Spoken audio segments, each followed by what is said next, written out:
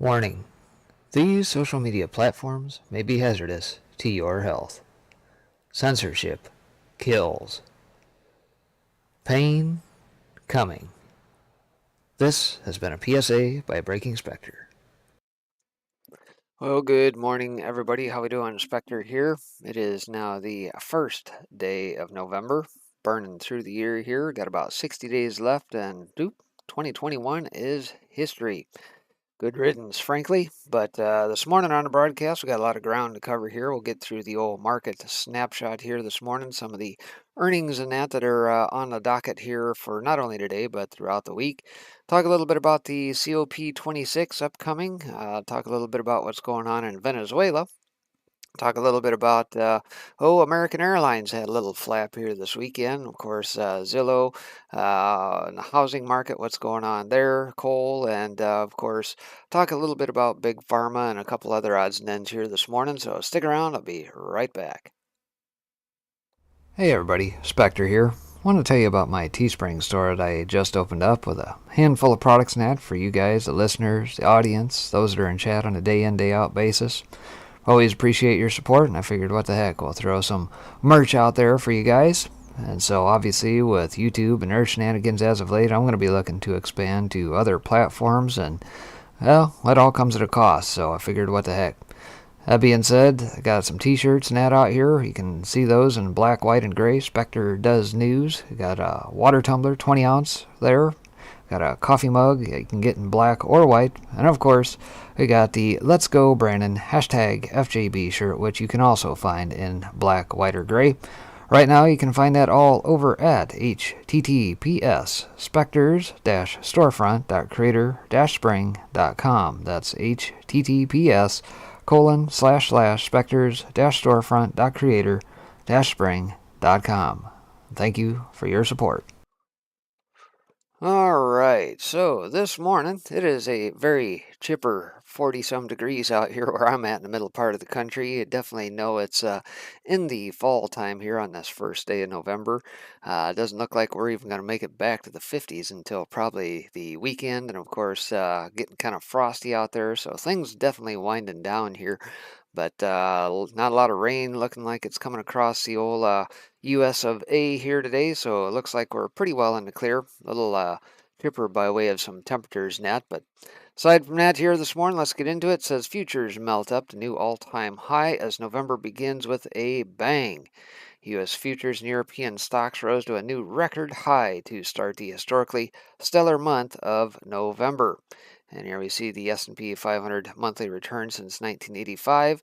And it looks like that, November seems to outpace the other 12 months for whatever reason. And Asian markets jumped amid positive earnings surprises and as concerns of a global stagflation, and central bank policy error faded for a few hours, and of course they'll return shortly. Tesla melted up by another $35 billion in market cap because gamma. S&P 500 futures climbed 0.4% after the cash index posted the biggest monthly gain since last November. Treasury Secretary Janet Yellen expressed confidence in the continuing recovery from the scamdemic, helping spur gains in equity markets. Healthcare shares rallied in Europe. The dollar and Treasury yields advanced as investors awaited this week's Federal Reserve meeting to announce the start of tapering, which will then lead to rate hikes next July, according to Goldman. And oil rebounded on fresh supply concerns.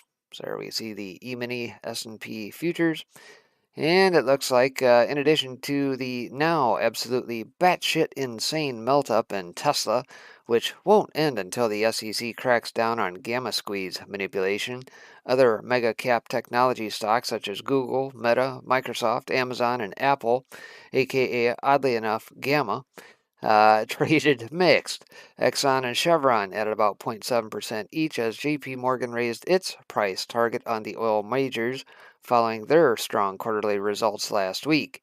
Major Wall Street banks gained between 0.2 and 0.8%. The broader S&P 500 financial sector slipped last week, breaking a 3-week winning streak. Lucid Group Inc. rose 4.8% in pre-market, extending its advance from last week after the new U.S. tax plan included a proposal to make EV tax credits more widely available. Harley-Davidson Inc. jumped 8.2% after the European Union removed retaliatory tariffs on U.S. products, including whiskey, powerboats, and companies' motorcycles. Here are the most notable pre-market movers. We got Tesla shares up 2.3% in U.S. pre-market trading after their biggest monthly gain in almost a year in October. ABVC Biopharma jumps more than 700% as the little-known biotechnology company garners attention from retail traders on social media. Wonder what's going on there. Ocugen and Zosano are some of the other top gainers among retail trader stocks in the pre-market. And flashing down here, says the BBDXY inched up and the greenback traded mixed against its group of 10 peers, with many of the risk-sensitive currencies leading gains. The pound retraced some losses against the dollar after dipping earlier in the European session. The yield on 2-year gilts hit the highest since May 2019. Financial markets are almost fully pricing in a 15 basis point increase in the Bank of England's benchmark lending rate on November 4th. While economists increasingly share that view, even as they see the decision as a far closer call. A record share of UK businesses are expecting to increase prices, adding to the inflationary pressures confronting Bank of England policymakers ahead of their meeting on Thursday. Australian bonds extended opening gains as traders position for the Reserve Bank's policy decision Tuesday. The Aussie fell, tracking losses in iron ore prices following a weak China PMI, which showed signs of further weakness in October. The yen fell for a second day after the ruling Liberal Democratic Party retained its outright majority in a lower house election, reinforcing bets for fiscal stimulus and reforms. Hedge funds boosted net short positions on the yen to the most since January 2019, raising the risk of a squeeze should risk appetite deteriorate suddenly and demand for havens rise. Turkish lira edged higher after Turkish President Recep Tayyip Erdogan said that he had positive talks with U.S. President Joe Biden. No word yet on whether or not old Joe sharted himself or not, but save that for another day. As far as the market snapshot, S&P 500 futures up 0.3% to 4612 and change. Stocks Europe 600 up 0.8% to 479 and change as well. Nikkei up 2.6% to 29,647.08. Shanghai Composite little change at 35.44 and change. Brent futures up 0.3% to 83.95 a barrel. Gold spot down 0 to 1783 and change per ounce. US dollar index little change at 94.14. And it looks like the euro up 0.1% to 1.1571. As far as some overnight news out of Bloomberg, House Democratic leaders are pushing hard to get Biden's package finalized, with votes on both that bill and a smaller infrastructure plan this week, the latest in a string of self-imposed deadlines.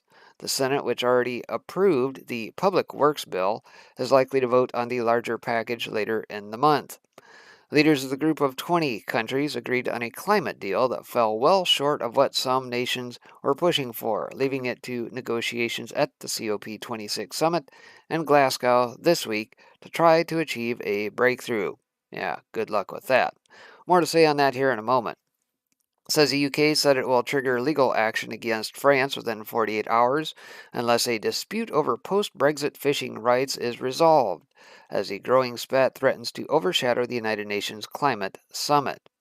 Treasury Secretary Janet Yellen said she believes Federal Reserve Chair Jerome Powell has taken significant action in the wake of revelations over the personal investments of U.S. central bank policymakers. Yellen dismissed recent moves in the bond market that have signaled concern about monetary policymakers squelching economic growth and expressed confidence in the continuing recovery from the COVID-19 scamdemic. The U.S. and European Union have reached a trade truce on steel and aluminum that will allow the allies to remove tariffs on more than $10 billion of their exports each year. Yeah, that's fine and dandy, but if you've got no energy to power the plants, well, ain't nothing getting shipped, now is there? Top Asian news. Japan's Kishida mulls Motegi for LDP Secretary General out of Kyoto. House sales slump, another bond deadline looms, Evergrande update. Two-thirds of China's top developers breach a red line on debt. Hedge fund Quad sells memory stocks, citing demand uncertainty. Back over to Europe. SIG proposed offering for Euro 300 million senior secured notes due 2026. Delivery Heroes Turkey Unit CEO and Nevzat Aydin to step down. Goldman Sachs says lost decade is looming for 60/40 portfolios. And URW sells stake in Paris Triangle Tower project to AXAIM Alts. And as far as the old calendar, pretty skinny on the day here. 9:45 a.m. today, October market U.S. manufacturing PMI estimate at 59.2, prior to the same. 10 a.m. we got October ISM manufacturing estimate of 60.5. The prior print was a 61.1. Also at 10 a.m. September construction spending month over month estimated of a 0.4%. Prior was flat at 0. So that's a quick round tripper through the old market and what's going on there.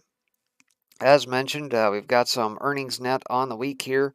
Oh, we got PG&E before Belt here today. Let's see, CNA, Timken, a couple of them there. We also got NXO, Mosaic, Simon, Williams, few of them here for Monday. And then, of course, we've got some energy stocks tomorrow. We've definitely got some retail stuff as well here throughout the week, so we'll stay on top of that. So, as far as the COP is concerned, American Thinker had a pretty decent piece out on Friday. It says COP26 is a global energy embarrassment. Well, yeah, obviously, if you look at the context of what has played out here over the course of the last 4 to 6 weeks, how many places in Europe and Asia, whether it be China, India, wherever, are having some rolling blackouts and things of that nature because natural gas prices have gone through the roof. And, oh, by the way, there just isn't quite enough wind energy or solar energy to compensate for all this stuff. So guess what they're having to go back to? Dirty old coal, aren't they? Says, for 26 futile years, the net zero maniacs have wasted fuel, energy, and taxpayers' money to bite the hands that provide their food, energy, welfare, and public sector jobs.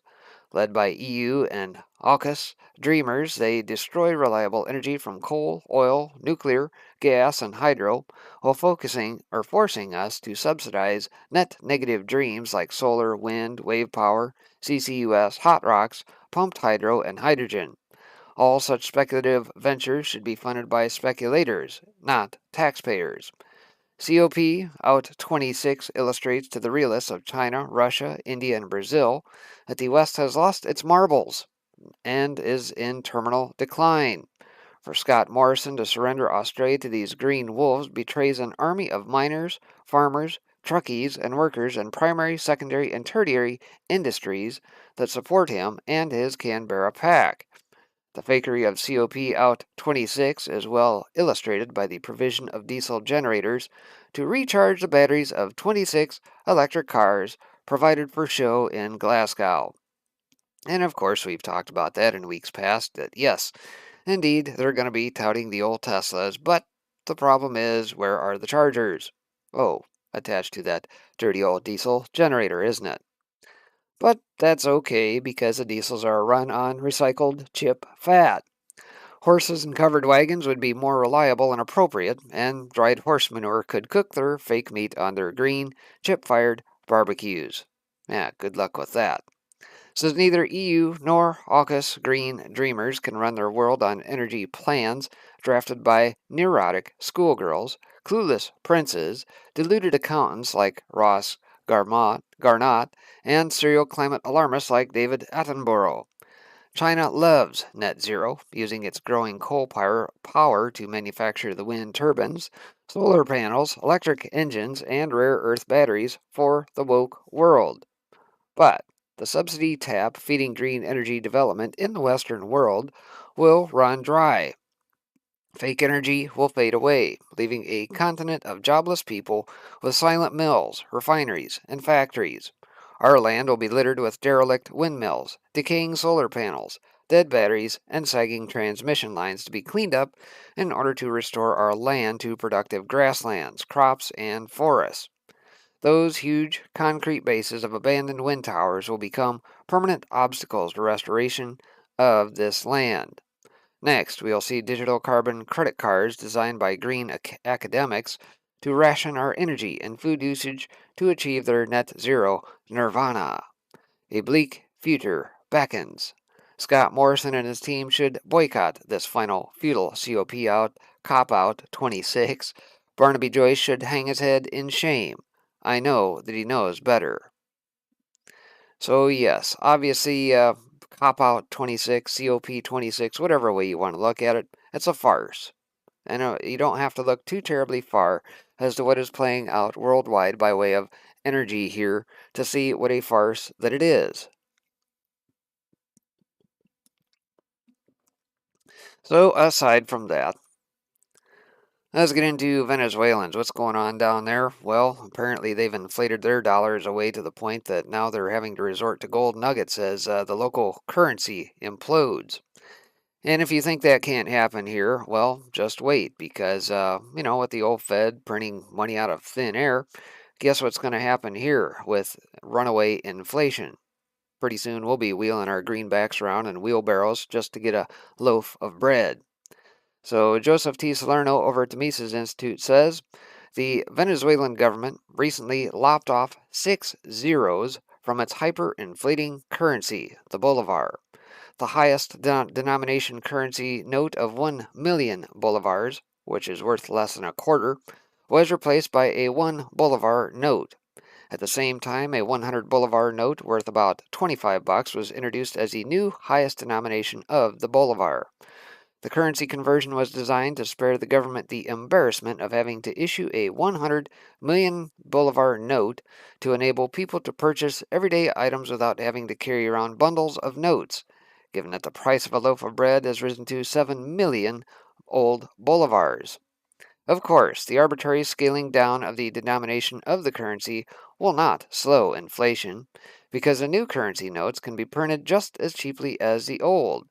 The bolivar has already lost 73% of its value in 2021 alone, and the IMF estimates that the annual inflation rate will reach 5,500% by the end of 2021. No word yet on if they're calculating that for the old US dollar yet, but stay tuned. I'm sure we might see articles soon. Says it is not surprising, then, that all but the poorest Venezuelans have abandoned the bolivar as a medium of exchange, let alone a store of value or unit of account.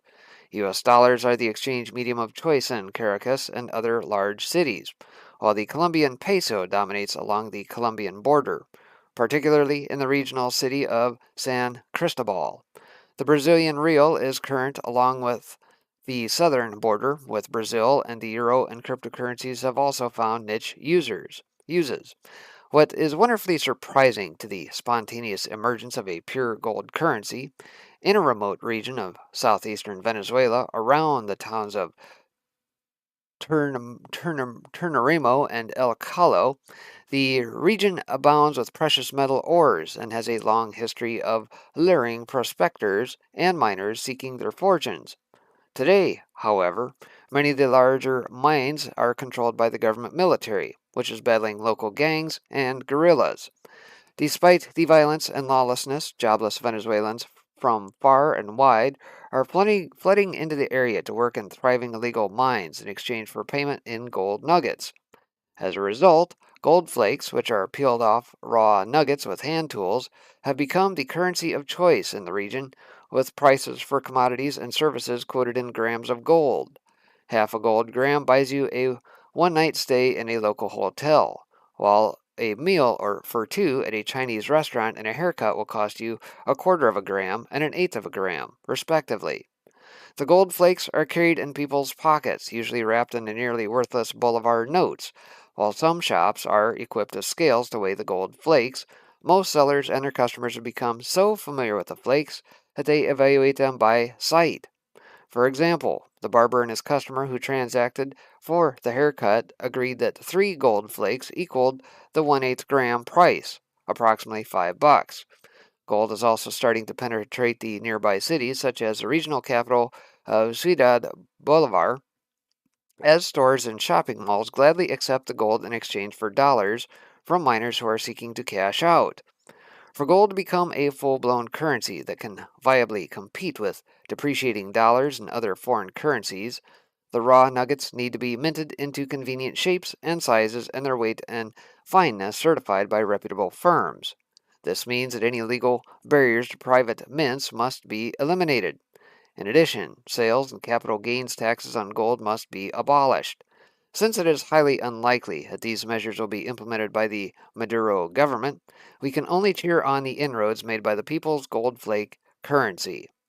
So there you have it. At the end of the day, when all these little paper debt notes that they issue become extremely worthless and you have to carry wheelbarrows and backpacks full of them just to buy a loaf of bread or get a fish from the local market, what do people always retort to? Well, the very things that are uh, have withstood the tests of time, like gold and silver. And we see that playing out in Venezuela. And by the way, just as a footnote to that, even here stateside, we're seeing a lot of states doing that very same thing that Mises was talking about in that end paragraph, doing away with taxes and things of that nature, trading dollars for gold and silver bullion, things of that nature. Many states have already eliminated those taxes. Texas and I believe Tennessee is yet another one who either have or are looking at putting depositories on the land within their respective states. So there is a movement even here in the United States, and one of these days I'll finish cutting my promo for that and actually show that. So outside of that, American cancels 1,500 flights on Halloween weekend, denies any relation to the vaccine mandate. Wink, wink, nod, nod, sure. Epoch Times says American Airlines canceled over 1,500 flights between October 29th and October 31st, blaming staff shortages and inclement weather. In addition to 340 flights being canceled on Friday, 540 were canceled on Saturday, and 650 were canceled on Sunday, a spokeswoman for the Texas-based airline told the Epoch Times in an email. In a letter to employees obtained by the Epoch Times, American's chief operating officer David Seymour blamed severe winds in the Dallas-Fort Worth area with creating the situation.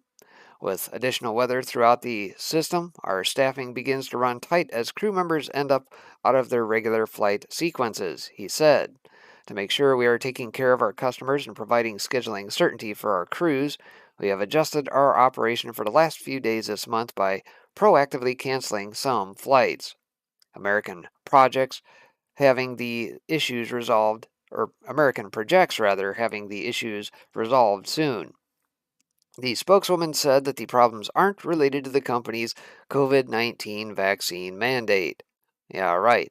We saw the same thing play out with Southwest here just a few weeks back, right?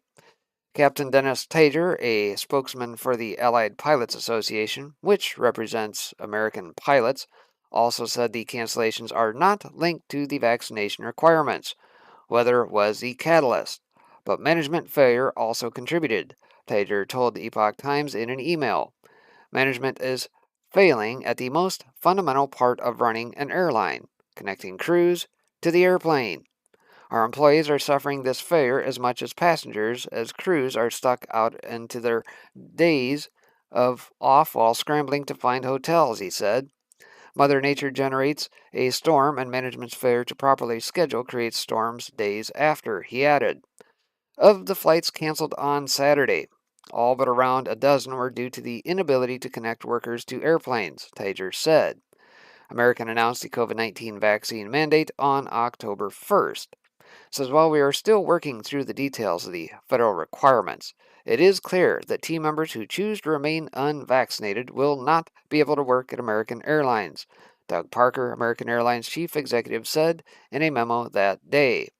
Executives at the company later said employees must be fully vaccinated by November 24th or be fired.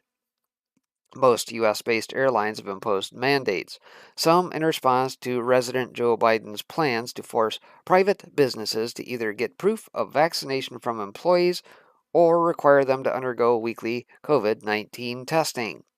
The head of the Pilots Association warned the White House and Congress last month that mandates could trigger chaos in the near future. Well, I guess that near future is now. Southwest Airlines canceled thousands of flights earlier this month, leaving many travelers stranded for days. The airline claimed the problems were mostly due to unfavorable weather and not related to the mandate it imposed, though other airlines didn't suffer problems at the same time. And it later delayed a plan to put workers who don't comply with the vaccination requirements on unpaid leave. In addition to the weekend cancellations from American, the airline delayed hundreds of flights between Friday and Sunday, according to the tracking site FlightAware. That included 73 delays early October 31st. American said nearly 1,800 flight attendants who were on leave would be returning to work soon, and that it was hiring over 600 more flight attendants, in addition to working to hire 4,000 workers for other positions. The hiring of pilots and within tech ops continues to take place, and we already began ramping up hiring and reservations so more team members will be in place for the holiday season, it said. So, how incentivized are you to take air travel and that through the holidays here, given what is playing out? Yeah, a little risky. I think I would probably rather drive, right? So, aside from that, Zillow is caught holding the bag as 93% of Phoenix flipping portfolio listed at loss. So apparently, as the housing market seems to perhaps have peaked, Zillow and that, with some of their programs, decided, hey, let's get into the house flipping business, and well, not turning out too well for them. Says 2 weeks ago, we reported that Zillow's electronic house flipping operation had been underperforming, as the real estate company had been buying houses at inflated prices and flipping them for a loss. That's not very good business practice, is it? Usually it's supposed to be on the right side up side of that.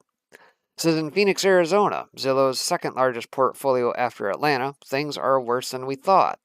According to an analysis by Insider, 93% of the homes Zillow bought to flip are now listed at less than what they paid.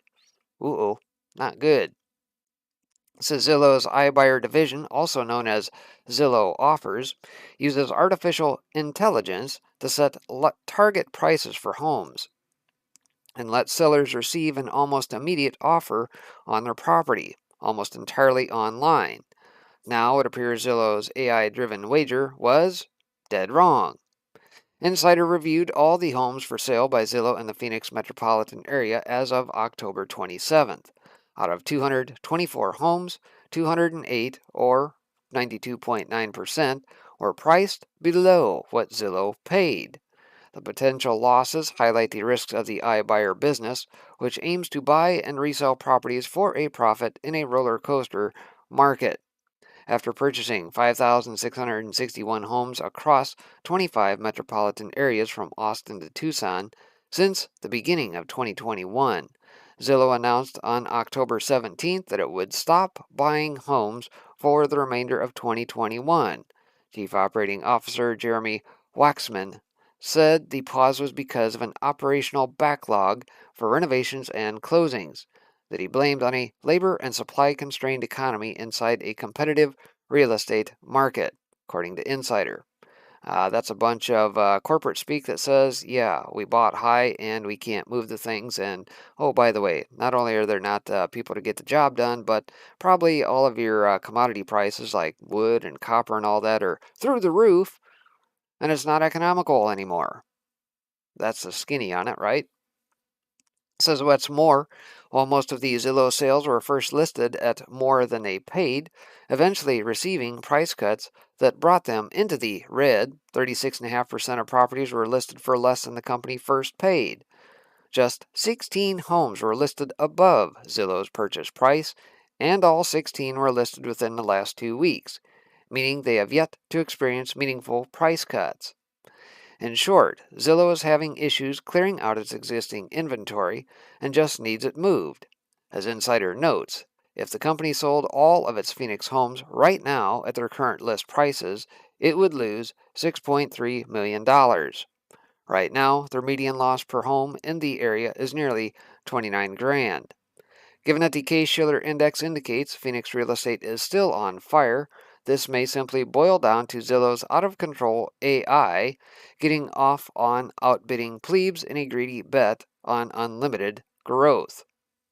Launched in 2017, Zillow's iBuying arm uses a wide array of real estate data with the goal of quickly and efficiently acquiring properties to flip for a profit.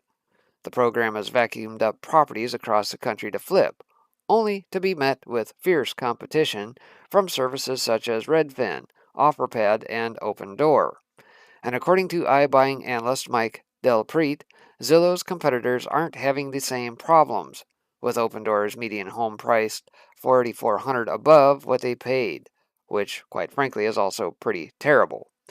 Zillow reports earnings on November 2nd, so might be an interesting call to check out, to say the least. Yeah. So apparently, somebody needs to get back to work and fix their algorithms, I suppose, on the AI side and try and shore things up, or Zillow just needs to exit that business quickly. So outside of that, back over to some energy-related stuff. U.S. coal miners are all sold out for 2022. So top U.S. coal miners are experiencing a massive surge in demand as power companies restart coal-fired power plants due to high natural gas prices to prevent electricity shortages ahead of the winter season. According to Bloomberg, Arch Resources, the second largest U.S. coal miner, has sold every lump of coal it will extract out of the ground for 2022. The company has sold next year's coal for 20% over the current spot. Peabody Energy Corp., the top U.S. coal miner, has sold 90% of all of its coal from the Powder River Basin area for 2022. Arch's CEO Paul Lang said the company's thermal coal output for 2022 is fully committed. According to S&P Global Market Intelligence, Arch sold the coal for $16 a ton, well over last week's $13.25 spot price. It's pretty much sold out, Peabody CEO Jim Gretsch said Thursday during a conference call. We only have a small portion left to be sold for 2022 and for 2023. Alliance Resource Partners, LP, a coal miner that will ship 32 million tons this year, has already locked in 2022 contracts to deliver 30 tons and 16 tons in 2023. Our challenge in America is most producers are all sold out, Alliance CEO Joe Kraft said last week. Surging demand for coal ahead of the Northern Hemisphere winter comes as the global energy crunch has forced natural gas prices to record highs worldwide. Power plants are transitioning away from natural gas generation because it's uneconomical at current prices, hence the increasing demand for the dirtiest fossil fuel. Says over the next month, average temperatures for the U.S. lower 48 will begin to dive. And of course, like I said here at the top of the show, we're only supposed to be, I think mid to upper 40s through the rest of the week, and dipping definitely down below freezing here for nighttime lows, at least for this week. So yes, it is here. However, if you look at some earlier projections, it said we're supposed to have a fairly mild winter. This means electricity demand to heat building structures will increase. Well, no kidding. Says one of the biggest ironies this year is a transition to coal despite a push by politicians for green energy. One of the culprits behind the global energy crunch is alternative power, such as wind and solar, and them being unreliable. The latest Bloomberg data shows U.S. coal supplies are at 2-decade lows ahead of this winter. Says U.S. power generation derived from coal is increasing. We're going the wrong way. What are they going to talk about at COP26 if they show them this chart? It's kind of a head scratcher, isn't it? Power plants are expected to burn 19% more coal this year. And Arch's Lang recently warned that coal producers might have the capacity to respond to demand. Says weeks ago, Ernie Thrasher, CEO of Xcoal Energy and Resources, the largest U.S. exporter of fuel, said demand for coal will remain robust well into 2022. He warned about domestic supply constraints and power companies already discussing possible grid blackouts this winter. All of this new-founded coal demand has been a boon for Peabody Energy shares as earnings have tripled. The rebound of coal under a Biden administration must be puzzling for many, but it has shown the green transition will take decades, not years. In the meantime, the world returns to coal. And of course, Greta Thunberg is probably shedding copious amounts of tears at this point. All right, so switching gears a little bit here, Big Pharma. How much are the big pharma corporations making from the COVID-19 vaccines? Well, we're about to find out. Earnings watch. Pfizer and Moderna among more than 160 S&P companies expected to report in the coming week, along with ride-hail companies, video game makers, and much more. This out of Market Watch. Says U.S. pharmaceutical companies are expected to collect more revenue from COVID-19 vaccines in the third quarter than they did in the entire first half of the year, and that money should continue to grow. Well, gee, when you got folks on the inside of the FDA and CDC that are former Pfizer and Moderna execs, and they give the go-ahead to, just 5 to 11-year-olds getting the jab, gee, where do you think that source of revenue is going to come from? Hello? So in the first half of the year, Pfizer and Moderna reported collective sales of $17.2 billion for their vaccines, but both are expected to report higher third quarter totals in the coming week, a collective $18 billion. Pfizer is scheduled to report earnings Tuesday morning, with Moderna follows on Thursday. After Johnson & Johnson reported last week more than $500 million in third quarter sales, nearly doubles the $264 million it collected in the first half. Pfizer collected revenue of $11.3 billion in the first half of the year from its COVID-19 vaccine, now known as Comirnaty, and analysts project third quarter sales of $11.86 billion. Those numbers could be a bit high, however, as some sales could get pushed into the fourth quarter when booster shots and the newly authorized vaccine for younger children begin landing in arms. And of course, that's a bit of a miscue right there on Market Watch for saying that it's Comirnaty, because technically Comirnaty is not yet available. They are still under the existing emergency use authorization with their current formula, although Pfizer's own press release says that there is no difference between the two. Either way, Comirnaty is not yet available. Mizuho analysts wrote earlier this month that Pfizer might struggle to put up more than $10 billion in third quarter COVID-19 vaccine sales, though the missing revenue would likely just be pushed into the fourth quarter instead. Commodity sales have also driven remarkable upside to Pfizer numbers in the first quarter 21 and second quarter 2021. Again, that's a miscue on their part because Comirnaty is not yet available. But for third quarter 21, we believe consensus estimates are currently too high based on orders Pfizer has publicly announced and government websites that track actual COVID vaccine shipments, wrote the analysts, who have a neutral rating and $43 price target on Pfizer stock. Our fiscal year 21 Comirnaty sales estimates are unchanged. However, as we shift revenues from third to fourth quarter 21, while awaiting further clarity on order trends and uptakes on the conference call. Moderna, on average, is expected to report vaccine sales of $6.17 billion in the third quarter, after collecting $5.93 billion in the first half. The vaccine is more important financially to Moderna because it is the first approved product for the younger pharmaceutical company, but the company faces a potential delay in its own product aimed at children after a setback over the weekend. It says any forecasts or color from executives on fourth quarter and 2022 expectations will also be important. His analysts are predicting more than $21 billion in fourth quarter revenue from Moderna and Pfizer alone.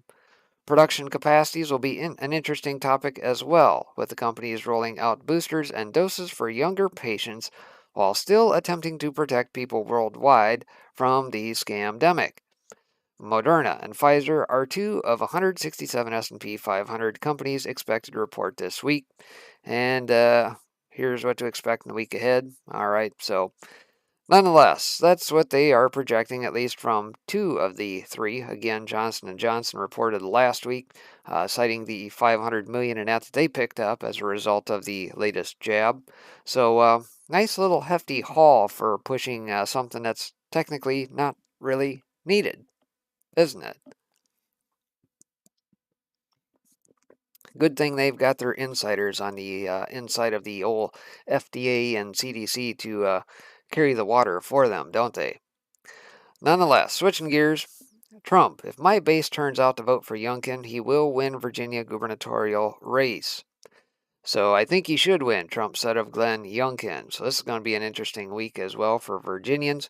All eyes on Virginia as far as the upcoming election or selection, perhaps. Definitely need to pay attention to the polls and any sort of shenanigans that they have pulled and we have witnessed now, at least since November. Former President Trump said in an interview on Saturday that Virginia GOP gubernatorial candidate Glenn Youngkin will win if his base turns out to vote. I think he's going to do very well, Trump said of Youngkin on Fox News Justice with Judge Jeanine. Trump compared former Democratic Virginia Governor Terry McAuliffe's comment in a debate with Youngkin, saying parents shouldn't tell schools what to teach their children, to Hillary Clinton's basket of deplorables comment of Trump supporters during the 2016 presidential race. Look, McAuliffe made a tremendous mistake, but it's really probably not a mistake from his standpoint. He believes it. I heard that statement. I said, is that going to be bad? Is that going to be like deplorable? Trump said. Remember when Hillary made the statement deplorable? That's not a nice word, and it blew up. Referring to Youngkin, Trump said, I think he should win. I mean, he should win. I'll be honest, my base has to turn out. If my base turns out, he's going to win. And I hope they turn out. I really want them to turn out. So bottom line, according to DJT, get out the vote, right? He didn't say the GOP base, did he? He didn't say the RNC base. No, he said my base. Those who are following the Trump economics and Trump movement, things of that nature, and anybody that Trump endorses tends to do very well. Obviously, if you've paid attention as to what's going on in Virginia, seeing the likes of 44 and even Kamala and Stacey Abrams net out there stumping for McAuliffe, I think we get an idea of where this could potentially head. Hence why I say all eyes on Virginia. Watch the polls, watch any sort of shenanigans. Make sure you have your cameras with you. All right, so aside from that, over to old right scoop here. Old Psaki in the news. Yep, old red circle back here. Breaking. Multi-vaccinated Jen Psaki, who works in Mask City, USA, just tested positive for COVID. Huh, how is that possible? I mean, if you've got all the masks on in the world, you are double jabbed, how in the world does one actually get the COVID? I don't know, asking for a friend. Says many White House officials have had double vaccination and a booster. All of them performatively wear masks when there are cameras around. All of them preach their utter faith in the COVID lockdown regime and attack Ron DeSantis about Florida's freedom. One of them, the scolder-in-chief Jen Psaki, has COVID. She just announced. So per her own tweet here at 4:39 p.m. yesterday, sharing full statement and grateful I am vaccinated and for the amazing Biden team. And of course, Adam Baldwin says, narrator, it's not a vaccine. Highlighting here says, thanks to the vaccine, I have only experienced mild symptoms. Really? Interesting. I guess theater won't protect you from germs. Who knew? She says she'll be back at work in 10 days and everything is fine, which definitely explains why we all need masks all the time. Right? Right? So, yes, please do preach to us from on high how well the little shots are working, as well as wearing one mask, two masks, three masks, I don't know, bag over your head, whatever. It doesn't matter. It's not going to protect you, now is it? All right, aside from that, I don't know if you guys happen to catch this or not, but the MEPs over in the Eurozone were on fire this weekend, especially this gal. I'll let some of this play through here in just a minute. It says, watch, MEPs protest vaccine passports and EU tyranny round 2. This came through here this morning. It says, we remind readers of the original press conference that a group of MEPs held, led by Romanian MEP Christian Terhez, a week before this, the second one. It says, we recommend listening to the entire video. MEPs speak up to the 20-minute mark and take questions thereafter. but especially around the 17-minute mark where Romanian MEP Christian Terhez shows us that the contracts between the EU Commission and Big Pharma revealed to MEPs to demonstrate transparency. Interesting. Oh, look at that. All redacted. What are you supposed to read out of that? Do you see transparency? Because we don't. Nope. So out of Off Guardian says, in the latest editions of This Week in the New Normal, we mentioned a group of members of the European Parliament who held a press conference where they opposed mandatory vaccination and the Green Pass. Says on the 28th, 5 of those same MEPs held another press conference, and while the whole thing is worth watching, the highlight is definitely German MEP Christine Anderson, who speaks for 2 of the truest 2 minutes in the EU's history. So that's the part I'm going to focus on here if you guys hadn't caught it, and we'll let some of that play through. Are we ready? Online, everything is okay? Cool. Well, thank you so much for being here again with us. All through Europe, governments have gone to great length to get people vaccinated. We were promised the vaccinations will be a game changer and it will restore our freedom. Turns out none of that was true. It does not render you immune. You can still contract the virus and you can still be infectious. The only thing this vaccine did for sure was to spill billions and billions of dollars in the pockets of pharmaceutical companies. I voted against the digital green certificate back in April. Unfortunately, it was adopted nonetheless. And this just goes to show there's only a minority of MEPs who truly stand for European values. The majority of MEPs, for whatever reasons unbeknown to me, obviously support oppression of the people while claiming shamelessly to do it for the people's own good. But it is not the goal that renders a system oppressive. It is always the methods by which the goal is pursued. Whenever a government claims to have the people's interest at heart, you need to think again. In the entire history of mankind, there has never been a political elite sincerely concerned about the well-being of regular people. What makes any of us think that it is different now? If the age of enlightenment has brought forth anything, then certainly this. Never take anything any government tells you at face value. Always question everything any government does or does not do. Always look for ulterior motives and always ask, cui bono, who benefits? Whenever a political elite pushes an agenda this hard and resorts to extortion and manipulation to get their way, you can almost always be sure your benefit is definitely not what they had at heart. As far as I'm concerned, I will not be vaccinated with anything that has not been properly vetted and tested and has shown no sound scientific evidence that the benefits outweigh the disease itself and possible long-term side effects, which, to this day, we don't know anything about. I will not be reduced to a mere guinea pig by getting vaccinated with an experimental drug. And I will most assuredly not get vaccinated because my government tells me to and promises in return I will be granted freedom. Let's be clear about one thing. No one grants me freedom, for I am a free person. So I dare the European Commission and the German government. Throw me in jail, lock me up and throw away the key for all I care.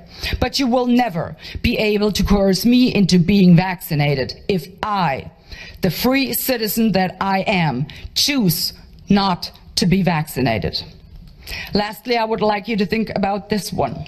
The compulsory use of the digital green certificate undermines everything that Europeans stand for.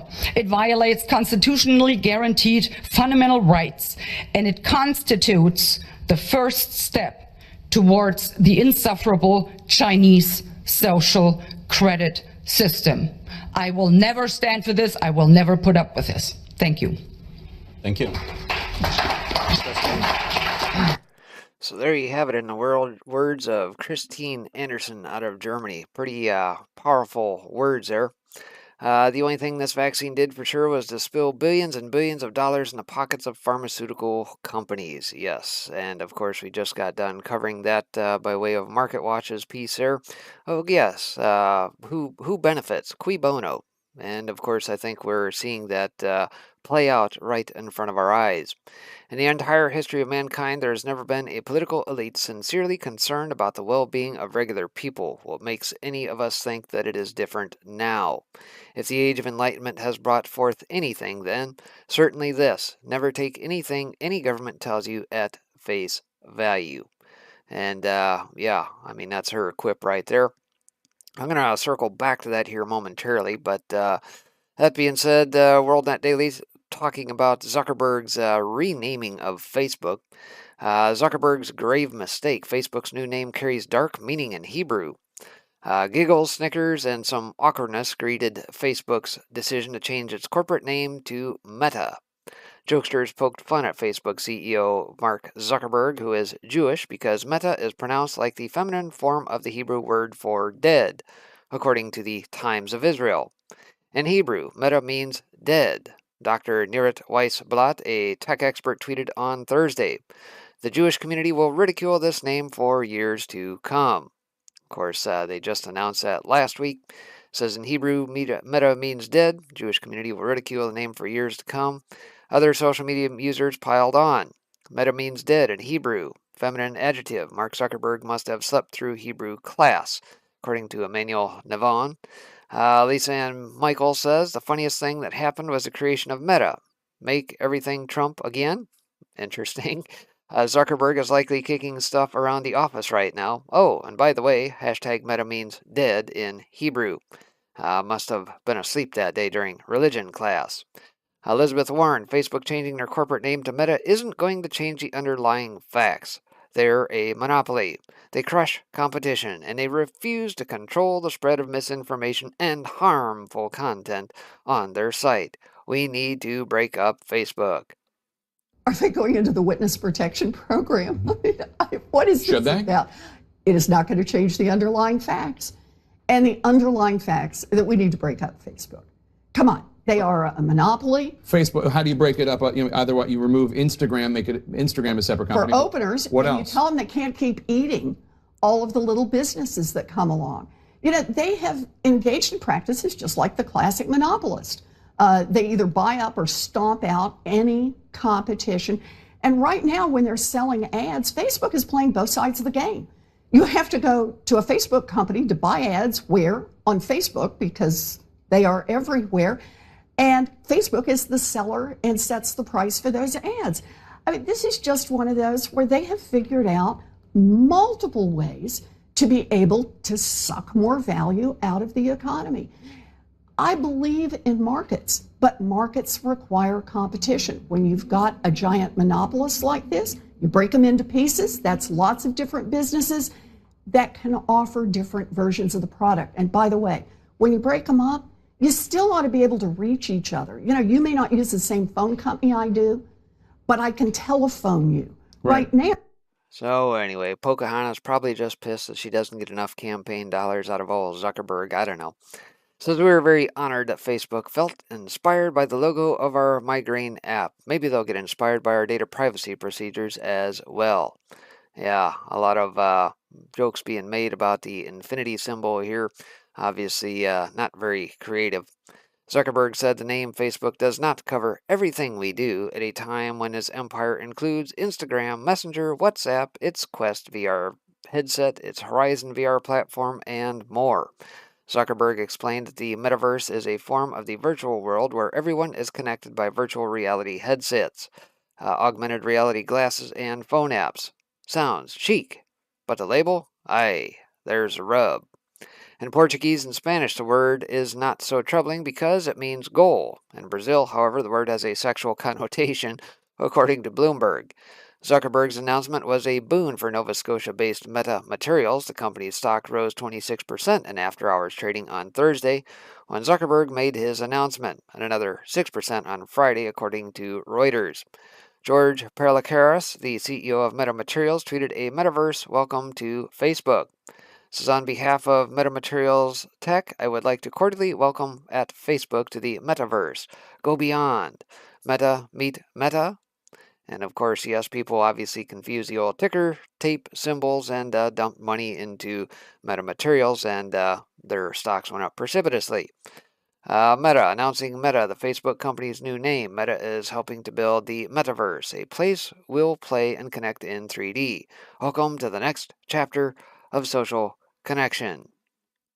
It says name changes can often fail in translation. Kentucky Fried Chicken learned that when it entered the Chinese market in the 1980s, according to the BBC. The restaurant's finger lickin' good motto, when translated into Mandarin, came out, eat your fingers off. So, yeah, perhaps maybe their PR folks in that need to do a little better job of checking all of the various languages before doing that. Meta seems a little bit generic, and is that really the best they could do at the end of the day? All right, so kind of circling back to what Christine said here and talking about green passes, yours truly here kicked out a piece over the weekend. Don't know if you caught it. Too hot for YouTube, obviously. And of course, episode 108 talking about the COVID-19, the digital vaccines, passports, and surveillance financials. If you get the opportunity, you can check that out over on YouTube. It is also over on Gab here. Gab TV, and then you can also pick that up over on Rumble as well. Get an opportunity, check it out, and yeah, good stuff. Hey everybody, Spectre here. So I aside want to tell from you about that, my Teespring store that I let's just see, opened this up with a morning, I handful. think that ought to do it. I think we've pretty well covered all the bases here this morning.